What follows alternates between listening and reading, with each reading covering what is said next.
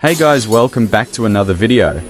Today I'll be showing you guys how to get a dark CC on Capcut to level up your edits.